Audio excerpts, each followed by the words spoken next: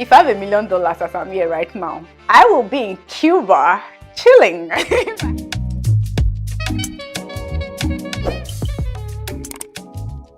Hello beautiful people, welcome back to my channel. My name is Sosa. For those of you who don't know, now you know. If you're new here, do not forget to hit that subscribe button, smash that subscribe button down below, and turn your notification buttons on so you get notified when I upload a new video. If you're an old subscriber, you know what it is, you know what we do. Welcome back. So today's video is a story time, but not one of the ways, or rather one of the first story times I ever saw myself sharing on my channel. But it's a very necessary one because I feel like the people who basically watch my channel are people who are planning to immigrate to Canada, or people who are trying to navigate their life in Canada and are likely new to the country. I felt like this is very necessary information that I need to pass out to people. And even for those who are already here, a lot of people who are already here and have been here for a long time, they still kind of fall victims to these people. And it is the Service Canada fraud or scam. Now, Service Canada is the organization that issues you your SIN, which is the social insurance number, and CRA is basically in charge of like taxes and all that stuff. So as a new immigrant, you might be very scared when you get calls from these people pretending to be CRA or Service Canada. I keep getting calls from these people, and for me, you can't get me that way. Funny enough, it's gonna be difficult because I work in a place where this is basically almost what I deal with on a daily basis. And apart from that, hello, look at me, I'm Nigerian. I tend to like figure out and fish them out the moment they say hello. But I really haven't gone through the call with them as much as I did yesterday. That's basically why I decided to shoot this video, because I found out how and why people likely would fall for these people. They have like little tactics that they use to get people scared and afraid. Now, the first thing you should do when a body like that calls you, or you get a call from someone pretending to be Service Canada, CRA, or even companies that you purchase things from, first thing you should do is cut off that call first of all and call the company yourself. Find out if they are the ones who try to reach out to you, or if anything is wrong with your account and all of that good stuff. But myself, because I knew from the get-go that these people were fraud, I went on with them. That's why I'm going to be able to give you all of the things that they try to say to you or do to you to make you scared and fall for them. I had a friend who almost fell for them like a few months ago. They almost took about 3,000 off her account. She got to the point where she withdrew the money. So please, I don't want anybody following me or anybody watching my videos to fall victims for these people. So now let's get in. I was on my own yesterday in my apartment that God has given me. And I got a call, and this is exactly what you're going to hear the moment you pick up their call. Hi, calling you from the Legal Department of Service Canada. Purpose of this call is regarding enforcement action, which has been executed by Department of Justice against your social insurance number. Ignoring this would be an intentional attempt to avoid initial appearances before the magistrate judge or exempt jury for a federal criminal offense. So before this matter goes to federal courthouse or you get arrested, kindly press 1 and speak to an officer now.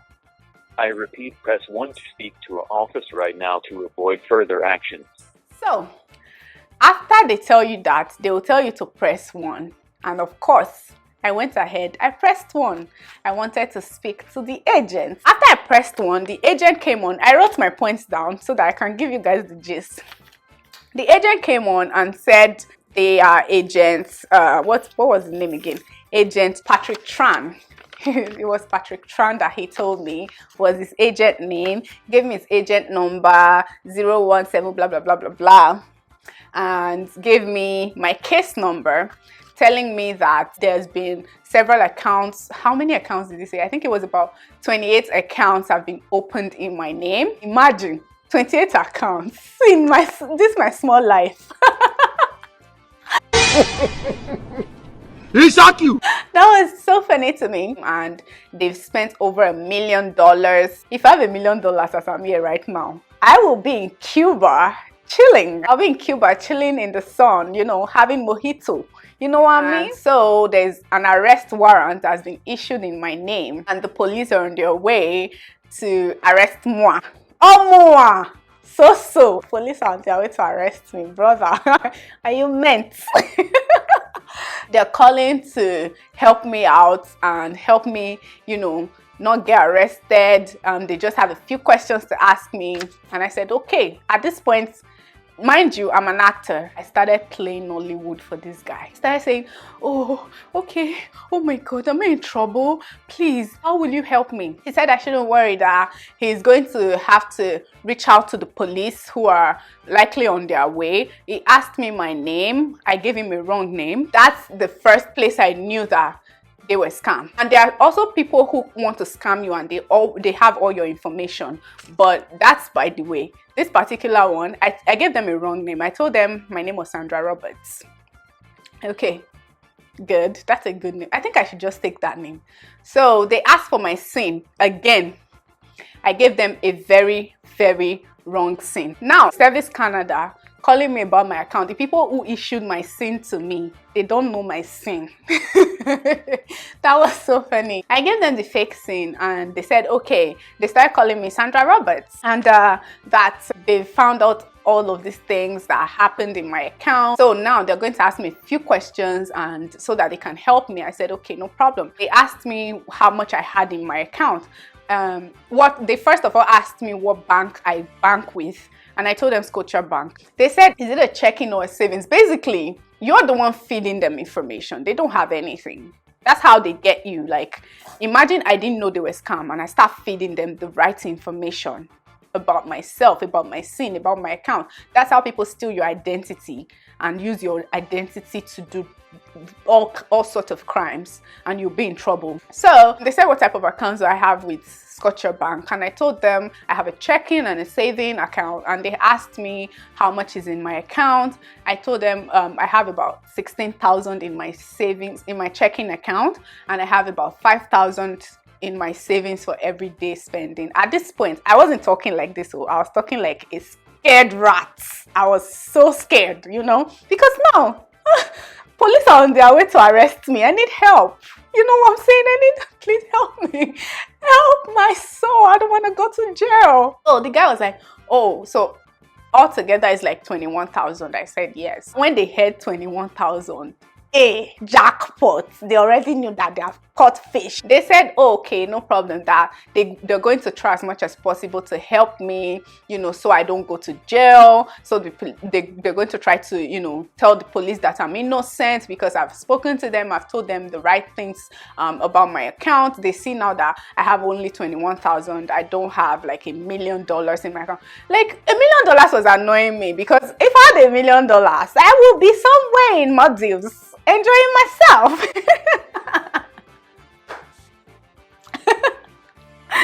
I'm supposed to be serious. I don't know why this video is not supposed to be comedy, but why am I laughing anyhow? It was so funny because thinking about $1 million, do you know what I can't do with $1 million if I had $1 million? They then said they're going to call the police on my behalf and let the police know that I am innocent, and so I should give them the police number in my province. So where I live right now, I should give them the local police number. Again, that was the third, I've lost count.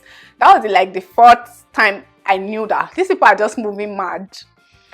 See, Service Canada is calling me and they're asking me for the police in my local area. Like, Service Canada does not have police numbers. Like, what kind of Service Canada is this?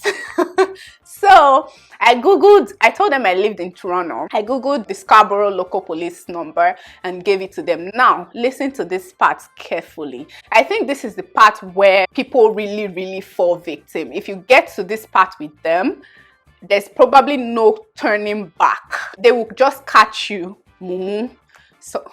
Sorry, mumu in Nigeria means stupid. You are stupid. So after I gave them the Toronto police, the Scarborough police number, The guy told me he's going to call the police now and have them call me and tell me that, you know, I'm free, so they can help me further.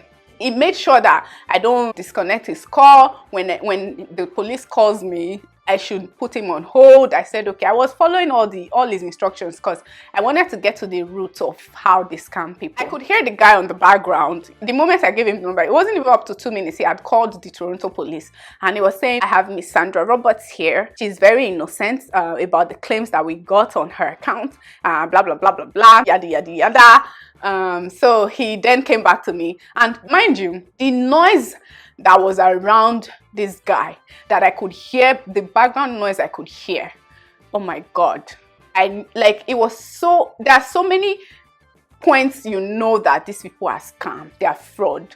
The noise was so much, it was like a marketplace, and I knew like they were talking to so many clients who they're probably going to scam at that point. And I was just imagining like, oh God, why? You know? So he came back to me and told me the Toronto police are going to call me now and they're going to drop the charges. And after they're done with me, I should let him know. Get back to him from hold. I said, okay. The next thing I saw was, the reason I said you should pay attention to this part, the next thing I saw was the very number that I gave him as the police in Toronto called my phone. Now, what have they done? They've cloned that number to call me. They've gone to clone the Toronto police number to call me. Now, this is very important because the moment you see that the police number that you know is calling you, you might want to believe whatever that person has to say. But people actually spoof and clone numbers to call you. So this Toronto police calls me, and this officer, his name was now Marshall. This one also had his own police whatever number, and told me he got the call from CRA and they told him that I'm innocent. I'm not the one that spent $1 million again. I don't know why I laugh every time I say $1 million. It's so funny. So what they're going to do for me is they're going to try and make sure that they drop the charges. Now, this is the main aim of all they've been doing since, to make you give them the money that you just told them is in your account. So this Toronto police guy started telling me on the phone that, okay, they're going to open a government safeguard wallet. Now, what's that government safeguard wallet supposed to do for me? The government safeguard wallet is supposed to be a place where I'm going to go withdraw my money from the bank. Remember I said I had 21,000 with Scotiabank. So I'm going to go and withdraw the 21,000 from Scotiabank, and they're going to tell me what to do and how I'm going to open the government safeguard wallet. I'm going to transfer the money to that government safeguard wallet, because at this point, remember, someone has used my account to spend $1 million. So the police are on their way to arrest me, and the remaining money in my account, the government is about to freeze it. That's why Service Canada is calling me. So government is about to freeze that money, and then for me to save that 21,000, I have to now open the government safeguard wallet and transfer the 21,000 to the government safeguard wallet. And I said, okay, fine. I mean, who doesn't want to save their 21,000? I beg you. So the Toronto police guy told me that when I get back to Service Canada, I should let them know he has dropped the charges. They should open the government safeguard wallet for me. I should cooperate with Service Canada, because if I don't, he kept hammering it in my ears. That's how they incite fear in you. Because if I don't, the police are going to come to my house in about 2 hours. If I really had that crime, 2 hours is enough for me to jackpot. I'm just kidding. But yeah, that if I didn't cooperate with Service Canada, they're going to come to my house in 2 hours and, you know, arrest me. And I'm going to go to jail. I'm going to be wearing orange is the new black. Basically, that's what he was trying to tell me. I said, okay, no problem, that I would get back to the guy. So he hung up the call on his side. And now I'm back to Agent Patrick Tran. He said, now that I've spoken to the Toronto police, I told him the Toronto police told me that I need to open a government safe wallet. How am I going to go about that? Please, he should help me. At this point, all I have to my name is $21,000. How am I going to save it? He said, no problem, that they can help me. So what they're going to do, where am I right now? I told them I was at work.